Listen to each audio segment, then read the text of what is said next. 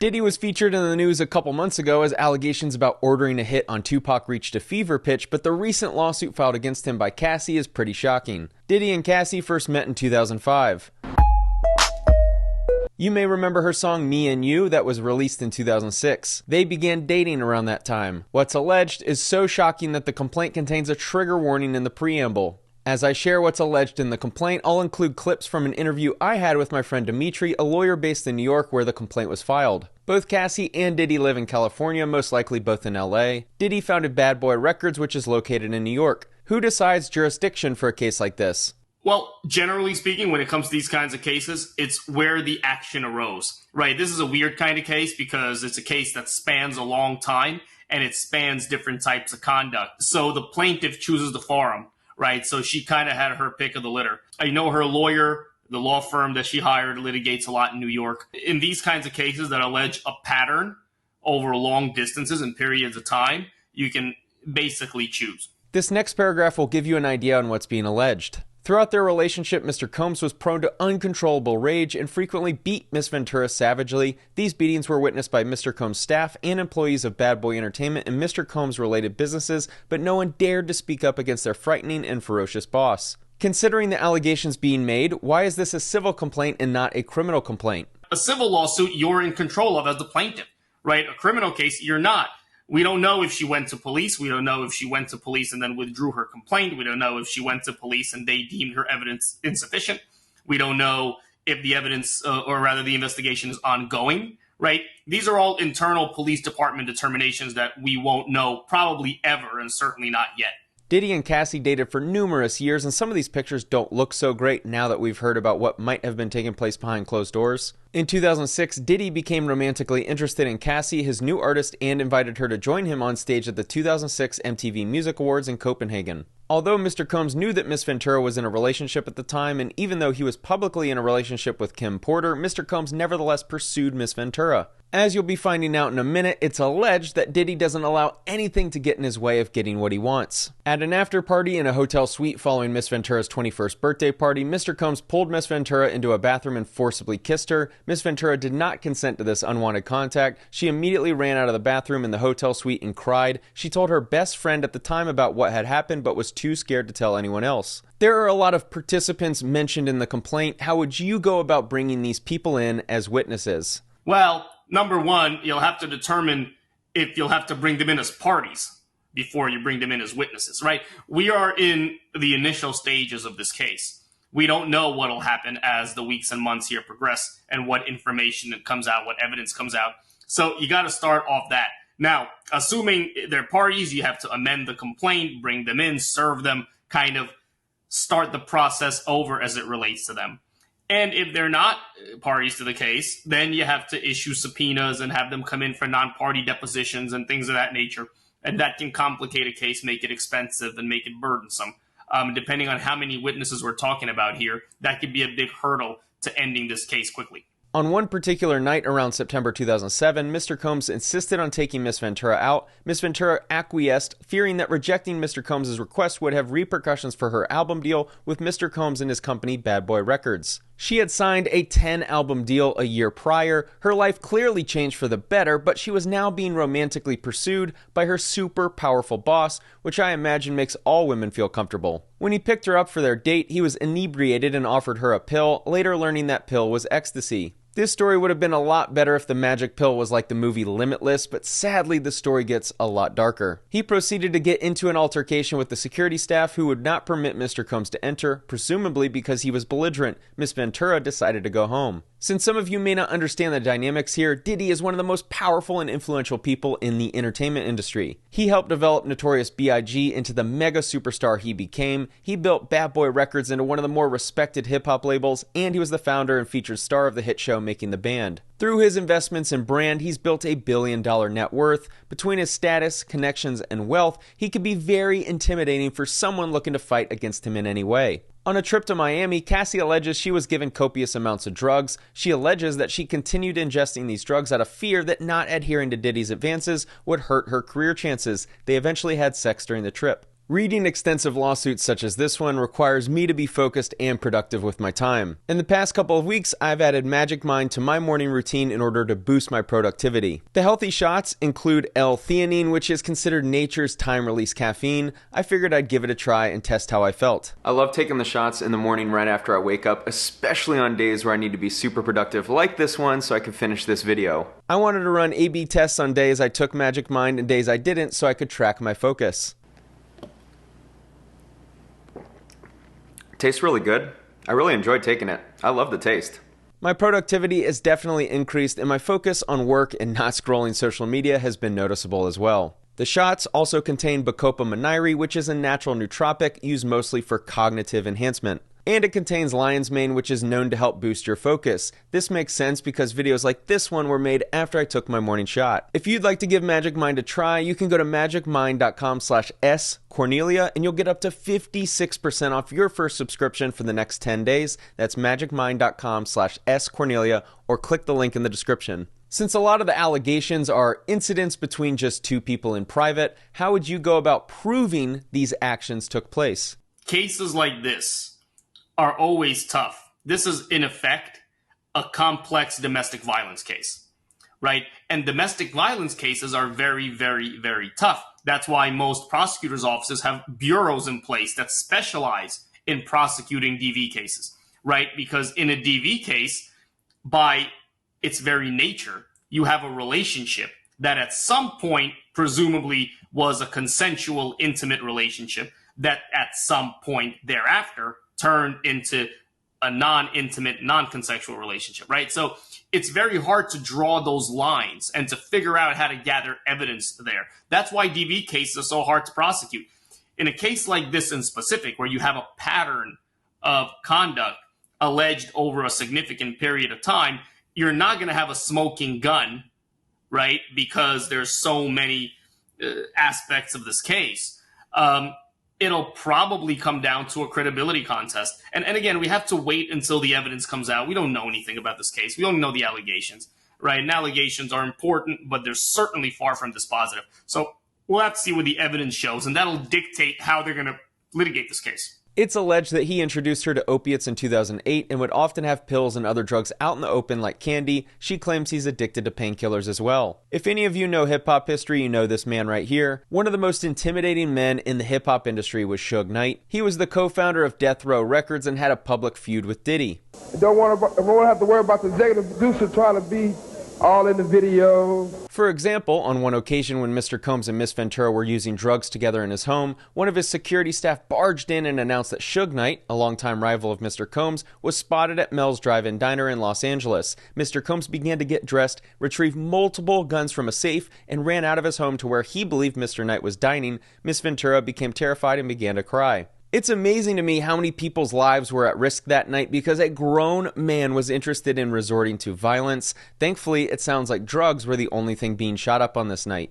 Apparently, Suge Knight is going to address this story on his podcast from prison. Over the next decade, multiple times each year, Mr. Combs would violently beat Miss Ventura, leaving bruises on her body. After every instance in which he beat Miss Ventura, Mr. Combs used his money and power to orchestrate extensive efforts to hide the evidence of his abuse, including by hiding Miss Ventura in hotels for days at a time to let her bruises heal. This is a civil complaint, but many of the claims are very criminal. How would the plaintiff go about elevating this to a criminal complaint? The plaintiff wouldn't, right? The plaintiff can only make a complaint. That's it. And cooperate with law enforcement, obviously. And then law enforcement will make that determination, prosecutors, so on and so forth. Prosecutors have to keep in mind several things, and so do cops. Number one, this case will be very strongly defended. He will hire good lawyers. He's been in this before. He's been tried in the late 90s on serious charges. He has the same lawyer now that he had then. It's a very good lawyer. They will cross their T's and dot their I's because they're going to be challenged in this case. Number two, the standard is beyond a reasonable doubt, very high. So if they're going to initiate this prosecution, they better hope that they're going to be convicting him beyond a reasonable doubt. It's not preponderance of the evidence, right, which is more likely than not in a civil case. So those two considerations come into play. In the car leaving the club, Mr. Combs beat Miss Ventura, pushing her into a corner of the vehicle and stomping on her face. Mr. Combs' security staff, Roger Bonds, tried to stop the beating but was unable to de-escalate the situation. When the car arrived at Mr. Combs' residence, Miss Ventura attempted to run away, but Mr. Combs followed her and proceeded to again kick her in the face. Miss Ventura was bleeding profusely. Since someone like Diddy has extreme power over some of these witnesses, in some cases their employment, how can Cassie ensure that there isn't any witness intimidation? There are NDAs, I presume, with some people, but that's a matter of contract law. You can't really contract around witness testimony. So that's one way. If they find out about anything, then that could lead to things like witness tampering and other things, and that could lead to bigger problems for him. And of course, if he acts against them, they can sue him for retaliation and other kind of discrimination-esque causes of action. So those three ways generally are how they're protected. In the following paragraph, she alleges the abuse was consistent and she felt powerless by the man who essentially controlled her career. While in New York City, Mr. Combs told Miss Ventura that he wanted to engage in a fantasy of his called voyeurism. Mr. Combs said that it would turn him on if he saw Miss Ventura with another dick. I think it's appropriate for me to point out that complaints before discovery are just one side of the story and could be completely fabricated. If any of the following is true, then Diddy has a lot more to worry about than just Cassie. The first time Mr. Combs hired a man and brought the man to his home in Los Angeles, the man, Mr. Combs, and Miss Ventura wore masquerade masks and ingested drugs. Mr. Combs directed Miss Ventura to perform sexual acts with this man while Mr. Combs watched them. He masturbated while he directed Miss Ventura and the man to do specific sexual acts. It's really unfortunate that Stanley Kubrick left us so young. He could have made a fascinating movie centering around wealthy men getting off to masked women in mansions. Mr. Combs began to call the arrangement a freak-off, or FO. He would repeatedly tell Miss Ventura at random moments that he wanted an FO, and Miss Ventura was eventually expected to facilitate the location and the hiring of male sex workers. Miss Ventura's demand of $30 million under the threat of writing a damaging book about their relationship was unequivocally rejected as blatant blackmail, Diddy's attorney Braffman said. Despite withdrawing her initial threat, Miss Ventura has now resorted to filing a lawsuit riddled with baseless and outrageous lies, aiming to tarnish Mr. Combs' reputation and seeking a payday. Diddy is of course going to deny all of the allegations, and I imagine his attorneys are going to claim it's all nonsense. How would a plaintiff make sure that this case goes to trial and doesn't get dismissed? In order to get the case dismissed early, there are really two mechanisms by which you can do that. Number one, there is the outright motion to dismiss. That's not going to work in this kind of case. Too many facts.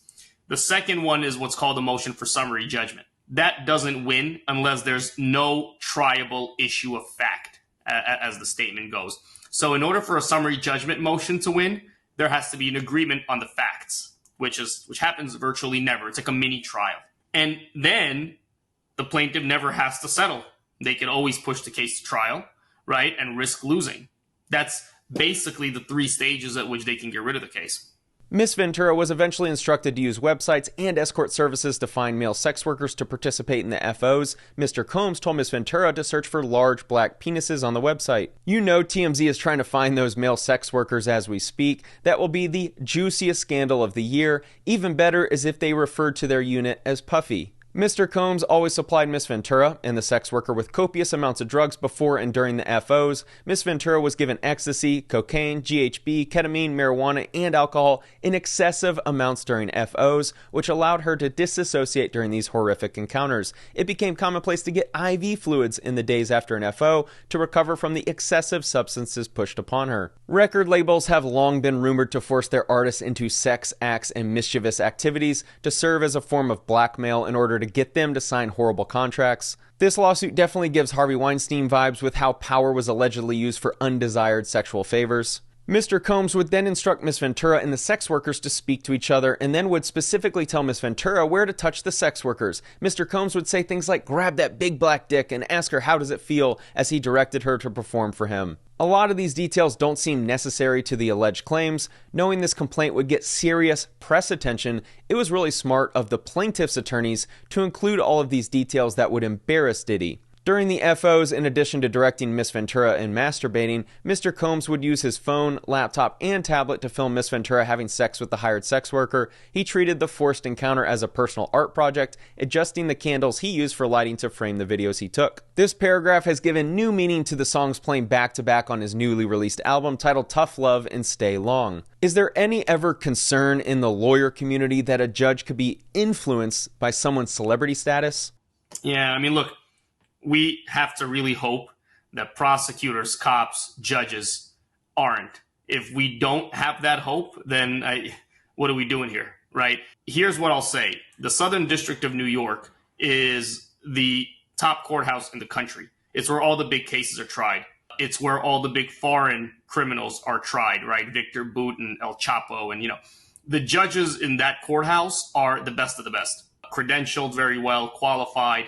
You would hope that in that courthouse, you won't have those problems. In 2011, during a rough patch in Mr. Combs and Miss Ventura's relationship, Miss Ventura had a brief relationship with musician Kid Cudi. The easiest way to escape a toxic relationship is to visit a man on the moon. I'm disappointed they never made any music together. This was peak Kid Cudi era. Feeling like she could not escape Mr. Combs and his network of enforcers, Miss Ventura returned to Mr. Combs. He hit her several times and then kicked her in the back as she tried to run out the door. I feel like one called a Suge Knight would have solved this problem, but at the risk of causing a war, it was probably best she didn't. In February 2012, during Paris Fashion Week, Mr. Combs told Miss Ventura that he was going to blow up Kid Cudi's car and that he wanted to ensure that Kid Cudi was home with his friends when it happened. Around that time, Kid Cudi's car exploded in his driveway. In the New York Times article discussing this case, through a spokeswoman, Kid Cudi confirmed Miss Ventura's account that he had a car that exploded. This is all true, he said. The lawsuit further alleges that there was an incident where she said no to sexual advances and he didn't listen. That's probably the worst of this, as that's very clearly a criminal charge and would be punished far worse than any of the other claims. They're asking for compensatory damages, including consequential damages, lost wages, earning, and all other sums of money together with interest on these amounts. For claims like this that don't have an obvious financial number tied to them, who decides how much damages were incurred, and how do you decide the final number? Well, so generally speaking, these cases settle, right? That's how that question is resolved. Now, to the extent that they don't settle, both parties will, in good faith, consistent with the case law, they'll have to see what previous cases of this nature brought about, will make arguments to a jury. And if he is found liable, the jury will render a verdict as to damages. And then on appeal, judges, if that verdict is overly high, will adjust it to some degree. They're also seeking punitive damages, attorney's fees, and damages from severe emotional distress in addition to prejudgment interest. They're demanding interest paid on the damages the plaintiff incurred. What exactly does interest mean in this context, and how much is it? So generally speaking, if you win on liability, right, you get interest from the date of the liability verdict. The way that often works is on a motion for summary judgment, right, you'll win on liability and then damages will be outstanding. And so the interest will collect and then the number will be determined later on. So the interest is a pure legal liability determination.